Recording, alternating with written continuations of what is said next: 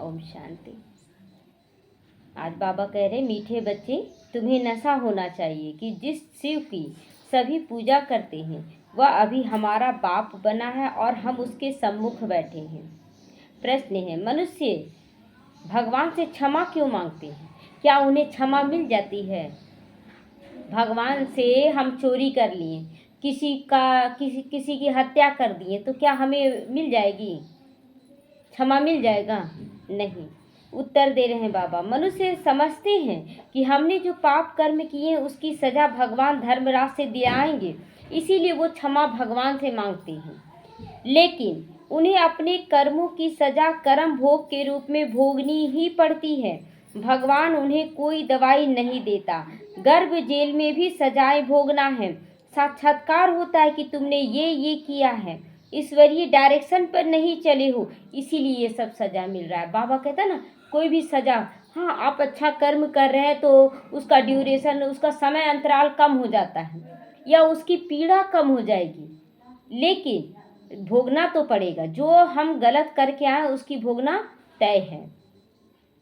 गीत बजा है, तूने रात गवाई सोई के, दिन गवाया खाई के, हीरे जैसा जन्म रे बंदे, कौड़ी दिया बिताई के। ओम शांति। यह किसने कहा? कौन कह रहा है? ये गीत के माध्यम से कौन बोल रहा है? शिव बाबा बोल रहे हैं ना कि तूने दिन गवाया खाई के, सत्युग त्रेता युग खा पी के गुजारे, द्वापर कलयुग सोकर गुजारे, अंधियारे में गुजारे, और संगम युग में भी आ गए हैं हम लोग, भगवान को पहचान गए हैं, उसके बाद भी कौड़ियों के पीछे अपना दिन गंवा रहे हैं। ये चाहिए, भगवान ठीक कर दो, ये ठीक कर दो, ये नहीं सोच रहे कि हम अपना पुरुषार्थ कैसे करें। तो ये गीत शिव बाबा कह रहे हैं, बता रहे हैं। तो सभी मनुष्यों से भी, सभी आत्माओं से भी ऊंचा है शिव बाबा, वही हमसे कह रहा है। उनमें आत्मा ही है, शरीर तो पाठ बजाने के लिए मिला है। अभी तुम देखते हो सन्यासियों आदि के शरीर का भी कितना मान होता है ना, अपने गुरुओं आदि की कितनी महिमा करती हैं। यह बेहद का बाप तो सबसे ज़्यादा गुप्त और परम पवित्र है, इनकी कितनी महिमा हमें गानी चाहिए संगम युग पर। गुरु जो साधु सन्यासी थोड़ा सा पवित्र क्या रह लेते हैं, कितना महिमा गाते उसके चरणों का, यहाँ तक कि जो धुलाते हैं उसके चरण, उसके जल को भी पी लेते, उस पानी को पी लेते अमृत समझकर। तो बाबा कहते हैं कि सोचो कि तुम उसके चरणों का जो जल है उसको पीकर बोलते हो अमृत है, और अभी स्वयं परम पिता परमात्मा ज्ञान अमृत पिला रहा है, सो अलबेले हो जाते हो। तो उनसे ऊंचा कोई है ही नहीं। धर्मराज भी उनके साथ है, क्योंकि भक्ति मार्ग में क्षमा मांगती हैं, हे भगवान क्षमा करना। अब भगवान क्या करेंगे? गलती करने का तो सजा तो निर्धारित हो गया ना। जो कुछ भी हम कर रहे हैं वो अपने आप ऐड हो रहा है, भगवान कुछ नहीं कर रहा है। हाँ, भगवान को याद कर रहे हैं, हमको शक्ति दे रहा है, हमें वो शक्ति दे रहा है, लेकिन वो ऐड हो चुका है, उसको कोई काटा छाटा नहीं जा सकता है। लेकिन हाँ, अपने अंदर शक्ति रहता है तो उसको पार करना सहज हो जाता है। तो गवर्नमेंट तो जेल में डालेगी ना, वह धर्मराज गर्भ जेल में दंड देते हैं, भोगना तो भोगनी पड़ती है, जिसको कर्म भोग कहा जाता है। अभी तुम जानते हो कर्म भोग कौन भोगते हैं, क्या होता है कर्म भोग?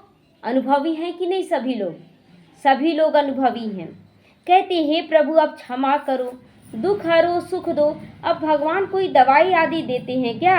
वह कुछ भी कर ना सके। भगवान एकदम किनारा कर रहा है बाबा कि हम कुछ भी नहीं कर सकते हैं, तुम जो कर्म भोग कर आए हो, क्यों ऐसा? थोड़ा सा देखिए, धर्मराज का रूप नहीं लेगा ना बाबा तो बच्चे अलबेले हो जाते हैं। टाइट थोड़ा करना पड़ता है, पतंग को थोड़ा टाइट कर नीचे खींचना पड़ता है, खींचेंगे तब तो और ज़्यादा उड़ेगा ना।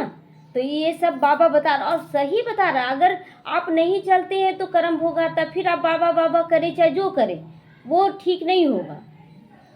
तो क्योंकि भगवान के साथ फिर भी वो धर्मराज भी है, बुरा काम करने से जरूर भोगना पड़ता है, गर्भ जेल में भी सजा मिलती है, साक्षात्कार सब होते हैं, बिगड़ साक्षात्कार के सजा नहीं मिलती है, बिगड़ साक्षात्कार के सजा नहीं मिलती। इसीलिए बाबा बार बार हमें चेतावनी समझे, सावधानी समझे, समझान जो भी समझे, सब कुछ बाबा मुरली के दौरान देता है।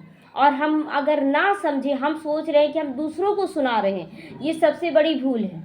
सबसे पहले मुरली अपने आप के लिए है, अपने लिए सोचना हर बात में। तो दुख तो जरूर भोगना पड़ता। अभी तुम बच्चे चांद किसके सामने बैठे हो, किसके सामने बैठे हैं? शिव बाबा के सामने बैठे, इसलिए तो प्यार से समझाने दे रहा है। अगर धर्मराज रहता तो डंडे लगाता।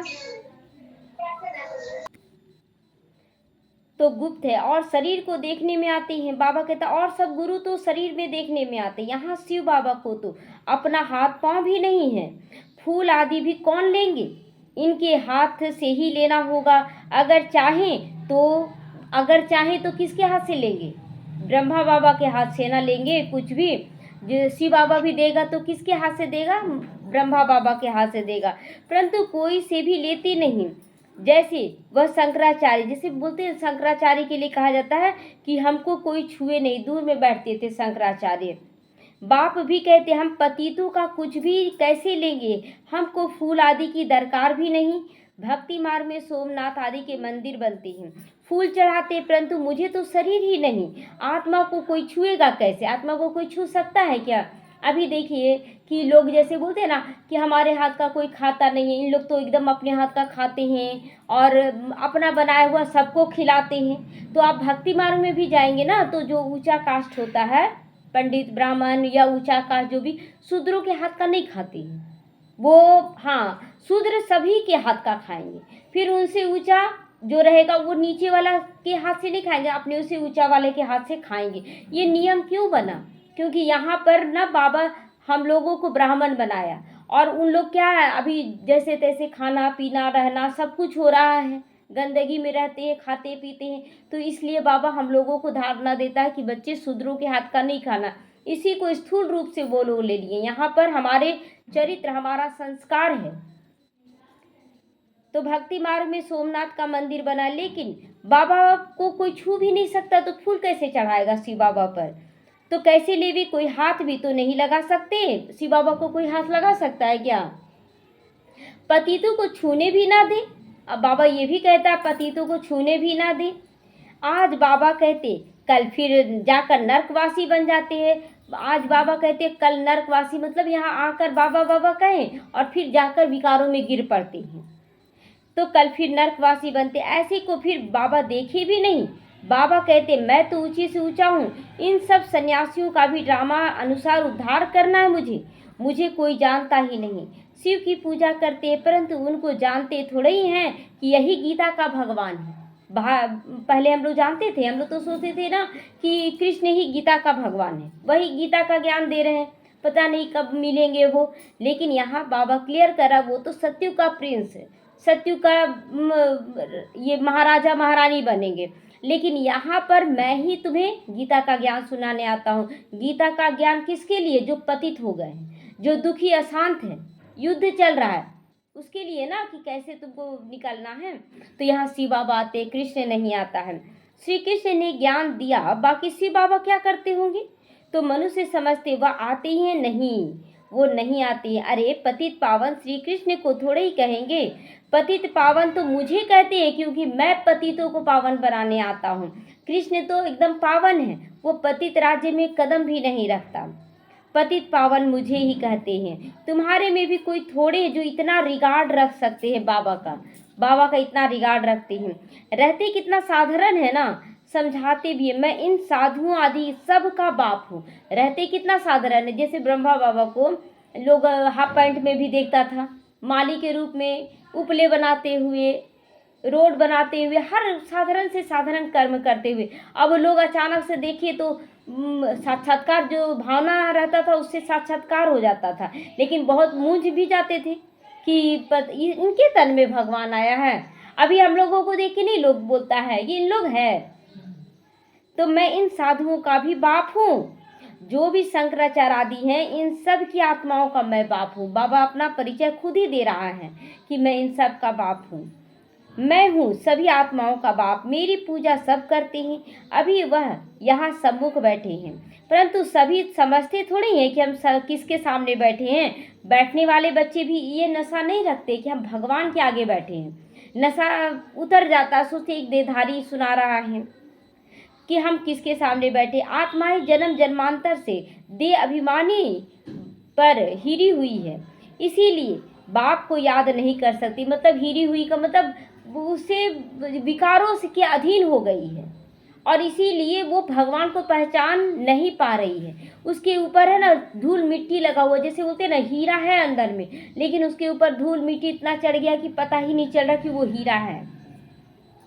तो देह को ही देखते रहते हैं।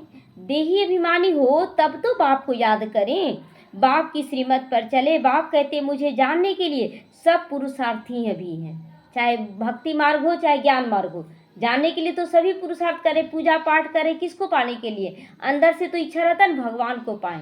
यहाँ पर ज्ञान में भी ज्ञान सुन रहे, लेकिन पुरुषार्थ कर रहे कि भगवान से मिले। अंत में पूरे देही अभिमानी बनने वाले ही पास होंगे। जो पूरी तरह से देही अभिमानी बनेंगे वही पास होंगे। सतयुग में कौन जाएगा? जब बहुत बच्चे सोचते हैं ना कि हम उससे मुरली सुन लेंगे ना तो हम उसके नीचे आ जाएंगे। हाँ, बाबा कई बार बोला है, कई बार, कि मुरली केवल सुनने सुनाने से ऊंचा पद नहीं होता है, मुरली को धारण करने से ऊंचा पद होता है। किसके मुख से सुन रहे ये भी नहीं। बाबा तो कई बार बोलता है कि जो ब्राह्मण मुरली सुना रहे हैं उनसे तीखे माताएं निकल जाएंगी। क्यों बोल रहा है? क्योंकि धारणाओं पर है हमारा पोस्ट कि हम किस आधार पे चलेंगे।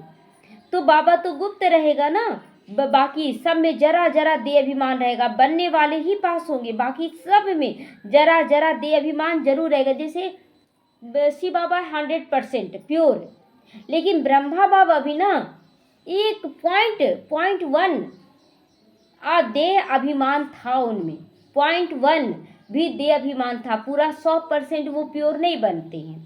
तो इसीलिए बाबा कहता है कि जरा जरा दे अभिमान रहेगा। बाप तो गुप्त है, उनको कुछ भी दे नहीं सकती।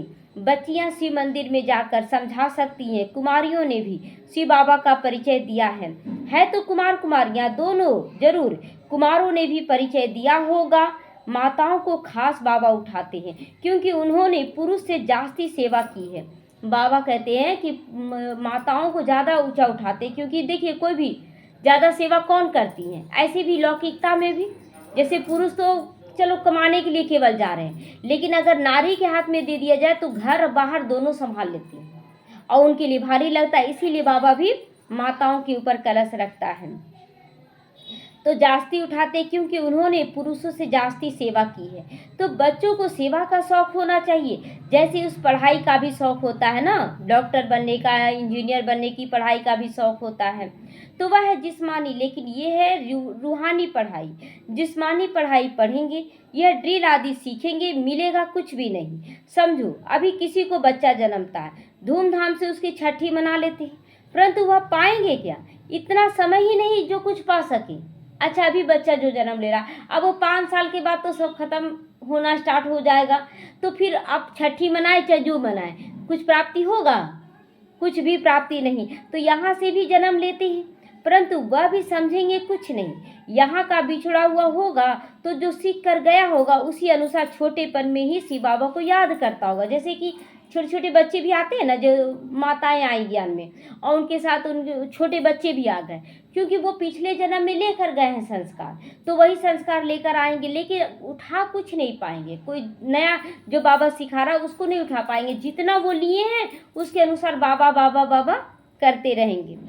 तो यहाँ का बिछड़ा हुआ होगा तो सीख कर गया होगा, उसी अनुसार छोटेपन में ही शिव बाबा को याद करता होगा। एक बच्ची है, छोटी सी बच्ची है, वो जब भी स्कूल जाती है ना तो पहले शिव बाबा के पास जाती है। अब क्या मन में बोलती, बाबा हम बहुत अच्छे हैं, मेरे पापा मम्मी सभी बहुत अच्छे, मेरे दादा दादी बहुत अच्छे हैं, मतलब अच्छा अच्छा बोलकर उधर हम स्कूल जा रहे हैं बाबा, ऐसे बोलकर वो चली जाती है, अपने मुंह में बोलती है। जिस दिन नहीं जाती उस दिन बोलती है ना, आज हम बाबा से बात नहीं की है। तो छोटेपन में ही संस्कार ली ना, बाबा बाबा करने लगी, उससे ज़्यादा तो ज्ञान नहीं उठा सकते वो। लेकिन हाँ, है इसी कुल के, तो छोटे बच्चों को सिखलाएंगे कि वह बिंदु आदि को कुछ समझेगा नहीं। अगर बोलेंगे कि देखो ये बिंदी है शिव बाबा, तो समझेगा? वो तो सामने ब्रह्मा बाबा को देखकर हाँ बाबा बाबा करेगा। सिर्फ शिव बाबा करते रहेंगे। शिव बाबा को याद करो तो स्वर्ग का वर्षा पाएंगे। ऐसे उनको समझाएंगे तो वह भी स्वर्ग में आ जाएंगे, परंतु ऊंचा पद नहीं पा सकेंगे। जो छोटे बच्चे भी हैं ऊंचा पद नहीं पा सकेंगे। ऐसे बहुत बच्चे आते हैं, शिव बाबा करते रहते हैं, फिर अंतमति सोगति हो जाएगी। यह राजधानी स्थापन हो रही है। अब मनुष्य शिव की पूजा करते हैं, परंतु जानते थोड़े ही हैं। जैसे छोटा बच्चा शिव शिव कहते हैं, समझते नहीं है ना। यहाँ भी पूजा करते हैं, परंतु पहचान कुछ भी नहीं। तो उनको बतलाना चाहिए, तुम जिसकी पूजा करते हो वही ज्ञान का सागर गीता का भगवान है, वही हमको पढ़ा रहे हैं। इस दुनिया में और कोई मनुष्य नहीं जो कह सके कि शिव बाबा हमको राजयोग सिखला रहे। कोई बोल सकता है राजयोग सिखला रहे, तुम राजा बनोगे? तो यह सिर्फ तुम जानते हो, सो भी भूल जाते हो। लेकिन यहाँ आते हो, याद करते हो, फिर जाते हैं तो भूल जाते। नशा चढ़ाना है कि समय बहुत कम बचा है, हमें कितना पुरुषार्थ करना है। दिन भर एकदम नशा चढ़ा रहेगा ना तो नींद हराम हो जाएगा। जैसे बिजनेस होता है, कमाने का रहता है, तो नींद हराम होता है कि नहीं? और मेहनत करें और ऐसे कर लें। तो यहाँ भी रूहानी कमाई, इसका अंदाजा लग जाए ना तो नींद हराम हो जाएगा। तो किसने कहा? भगवान उवाच काम महाशत्रु, इस पर जीत पहनो। पुरानी दुनिया का संन्यास करो। पुरानी दुनिया का एकदम संन्यास करने का मतलब ऐसा नहीं है कि आप छोड़कर यहाँ बैठ जाएं। कहने का मतलब आप करते हुए भी अनासक्त होकर रहें। तो पुरानी दुनिया का संन्यास करो। वह है शंकराचार्य, यह है शिवाचार्य, वह हमको सिखलाती है। श्री कृष्ण आचार्य नहीं कह सकते है ना, वह तो छोटा सा बच्चा सतयुग का प्रिंस है। सतयुग में ज्ञान की दरकार नहीं रहती है। जहाँ शिव के मंदिर, वहाँ तुम बहुत अच्छी सेवा कर सकते हो। शिव के मंदिरों में जाओ, माताओं का जाना अच्छा है, कन्याएं जाएं तो और भी अच्छा है। माताएं जाएंगी, पवित्रता, हर चीज़ का ज्ञान देगी। और देखते हैं बच्चियां अगर ज्ञान देती है तो ज़्यादा अट्रैक्शन होता है ना। छोटी छोटी बच्चियां जब बताती है तो लगता है अपने आप खींचता है, छोटी बच्चियां। उसके बाद है माताओं का स्थान है, और उसके बाद भाई लोग का स्थान है। तो कन्याएं जाएं तो बहुत अच्छा। अभी तो हमको शिव बाबा से राज्य भाग लेना है। बाप हमको पढ़ाते हैं, फिर हम महाराजा महारानी बनेंगे। ऊंची से ऊंचा बाप है। ऐसी शिक्षा कोई मनुष्य दे नहीं सकता। ये सारा गुह से गुह राज्य कोई मनुष्य से मिल ही नहीं सकता। अगर मिल जाता तो ये कलयुग आता ही नहीं, ये दुख अशांति बीमारी इतना बढ़ता ही नहीं। अब जैसे जैसे हम लोग पुरुषार्थ कर रहे हैं, दुख बीमारी कम होता जा रहा है, क्योंकि हम अपने सत्य स्वरूप में टिक रहे हैं। सतयुग में था इनका राज्य। कैसे राजा रानी बने? किसने राजयोग सिखलाया? जो सतयुग के मालिक बने। जिसकी तुम पूजा करते हो वह हमको पढ़ाकर सतयुग का मालिक बना रहा है। ब्रह्मा द्वारा स्थापना, विष्णु द्वारा पालना और शंकर द्वारा विनाश, है ना। तो पतित प्रवृत्ति मार्ग वाले ही पावन प्रवृत्ति मार्ग में जाते। देखिए तीनों का ही ऐसे रूप दिखाया गया है, जोड़ा का। ब्रह्मा के साथ सरस्वती को बैठाया गया है, भले बाप बेटी है लेकिन एक माता के रूप में बैठाया गया है। फिर विष्णु में लक्ष्मी नारायण दोनों आ गए, और फिर शंकर के साथ पार्वती को दिखाया गया है। तो जोड़ा तो दिखाया ही ना गया है, प्रवृत्ति मार्गों को ही दिखाया गया है।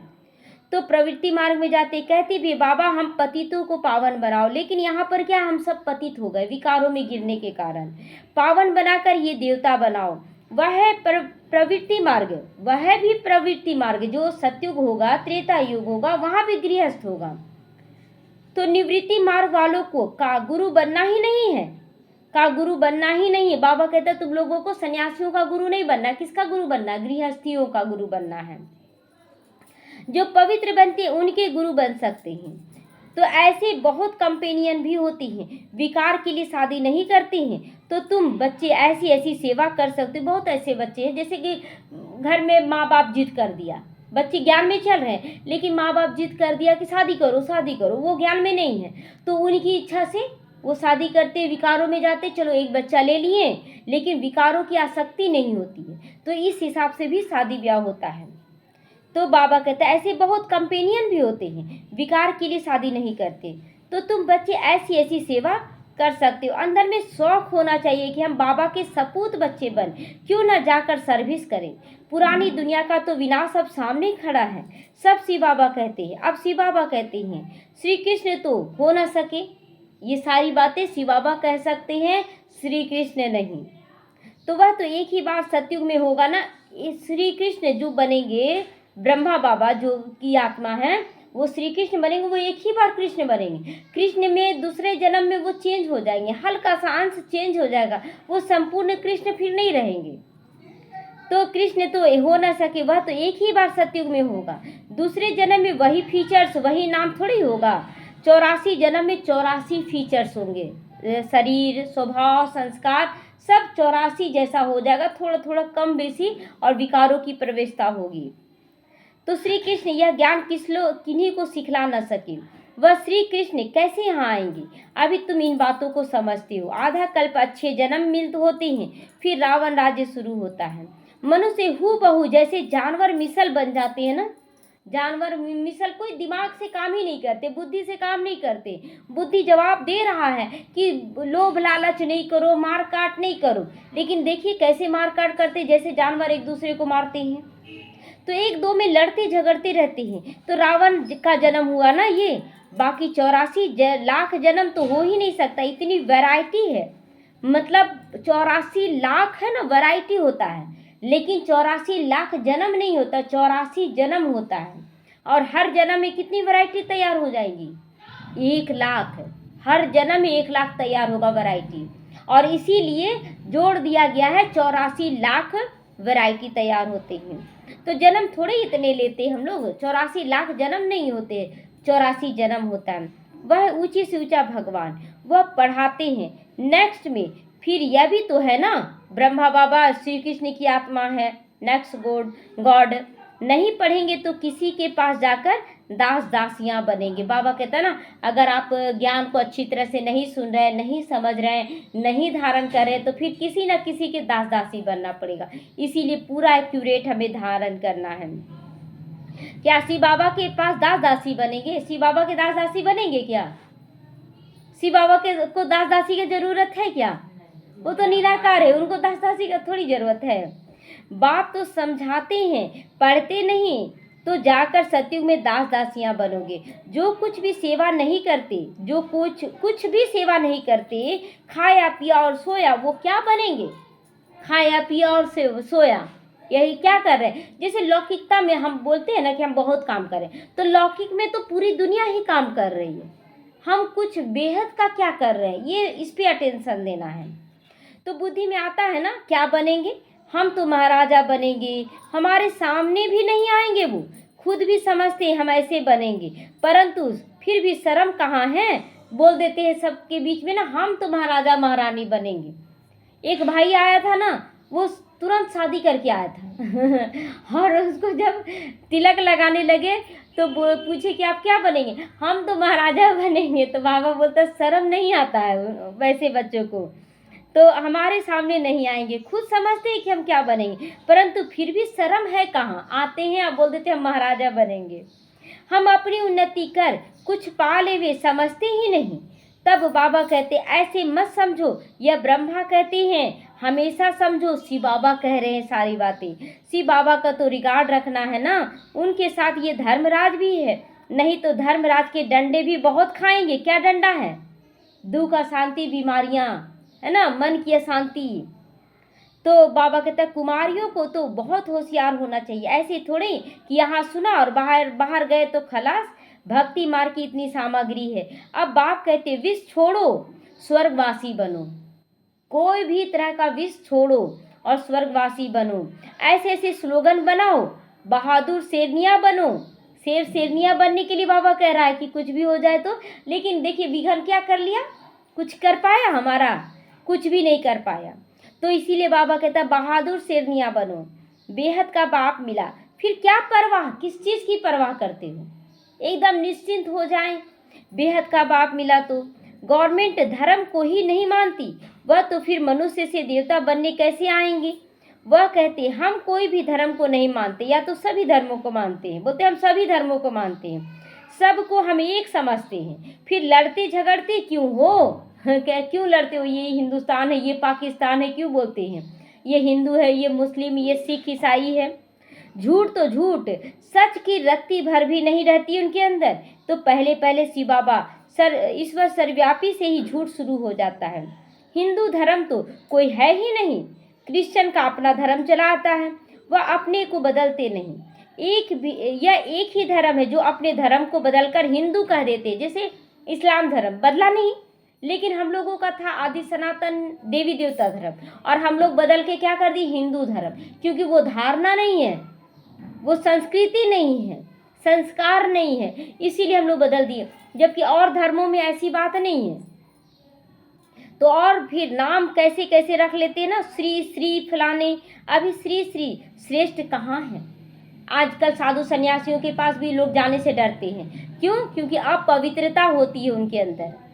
तो श्रीमत भी किसी की है नहीं यहाँ पर, यह तो उन्हों की आयरन एज्ड मत है, आयरन एज एकदम तमो प्रधानता की मत है वहाँ। उनको श्रीमत कैसे कह सकते? अभी तुम कुमारियां खड़ी हो जाओ तो कोई को भी समझा सकती हो, क्योंकि पवित्रता का वाइब्रेशन आता है कुमार कुमारियों से, कोई को भी समझा सकते हो। परंतु योग बल अच्छी और होशियार बच्चियां चाहिए, योग बल से योग युक्त अच्छी होशियार बच्चियां चाहिए जो समझा सके। पहले तो योग युक्त, बाबा से एकदम योग युक्त होना चाहिए, और होशियार भी होना चाहिए कि कैसे किसको समझाना है। अच्छा, मीठे मीठे सीखे लदे बच्चों प्रति माता पिता बाप दादा का याद प्यार और गुड मॉर्निंग। रूहानी बाप की रूहानी बच्चों को नमस्ते। हम रूहानी बच्चों की रूहानी माता पिता बाप दादा को याद प्यार, गुड मॉर्निंग और नमस्ते नमस्ते। शुक्रिया बाबा, शुक्रिया। धारणा के लिए आज मुख्य सार है, अपनी उन्नति के लिए बाप की सेवा में तत्पर रहना है। सिर्फ खाना पीना और सोना ये पद गंवाना है ना। दिन रात लगा दे, अब तो समय भी बहुत कम बचा है। समय आप देखेंगे अब नज़ारे देखने को मिलने लगे हैं। जो बाबा कहता था लाइन कट जाएगा, इंटरनेट ख़त्म हो जाएगा, वो समय अब आ चुका है। इसीलिए पूरा टेंशन दे, रात को भी नींद हराम करे, सोचे प्लान बनाए कि क्या कैसे सेवा करें। यहाँ छीना झपटी की बात नहीं है कि हम ये सेवा करें, हम ये जो सेवा करे दिल से करे, एकदम बहुत मन से करे। ये नहीं कि हमको ये पद तो हमारी स्थिति से मिलेगा पद।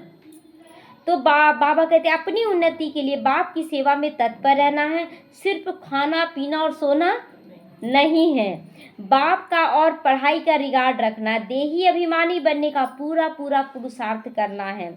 बाप की शिक्षाओं को धारण कर सपूत बच्चा बनना है। सपूत बच्चा वही होगा जो बाबा के एक एक ज्ञान को अपने जीवन में धारण करेगा। वरदान सेवा करते उपराम स्थिति में रहने वाले योग युक्त युक्ति युक्त सेवाधारी भव। एक तो योग युक्त कि कौन करा रहा है यह सेवा, परम पिता परमात्मा करवा रहा है, हम बच्चे केवल निमित्त है। दूसरा युक्ति युक्त करना, कहाँ कैसे करना है, क्योंकि बाबा तो संपूर्ण पवित्र है। हम लोग तो जान रहे हैं ना कि ये लोग कैसा है, यहाँ कैसे है, तो बोलना है युक्ति युक्त होकर। तो सेवा करते उपराम कि मैं शरीर नहीं हूँ, मैं आत्मा हूँ, इस रूप में सेवा करनी है। जो योग युक्त युक्ति युक्त सेवाधारी हैं वो सेवा करते भी सदा उपराम रहते हैं। ऐसे नहीं कि सेवा ज़्यादा है इसीलिए अशरीरी बन नहीं सकते हैं, लेकिन याद रहे मेरी सेवा नहीं बाप ने दी है, तो निर्बंधन रहेंगे। दृष्टि हूँ, बंधन मुक्त हूँ, ऐसी प्रैक्टिस करो। बार बार ये नहीं सोचो कि क्या करे, मेरा तो बहुत बंधन है, क्या करे, हमको जाने। आप सारा काम कर ले, निकल जाए, बाबा संभालेगा। लेकिन हम योग युक्त रहेंगे तभी वो स्थिति बनेगी, नहीं तो बार बार देहधारियों से योग लग जाएगा। तो बंधन मुक्त हूँ ऐसी प्रैक्टिस करो। अति के समय अंत की स्टेज कर्मातीत अवस्था का अभ्यास करो। जैसे बीच बीच में संकल्पों की ट्रैफिक को कंट्रोल करते हो ना, ऐसे अति के समय अंत की स्टेज का अनुभव करो। अंत का स्टेज क्या है? सबसे न्यारा, मैं शरीर से भी न्यारा हूँ, देहधारियों से न्यारा, हर चीज़ से न्यारा अनुभव करें, तब जाके वो स्टेज उस समय पावरफुल रह सकेंगे।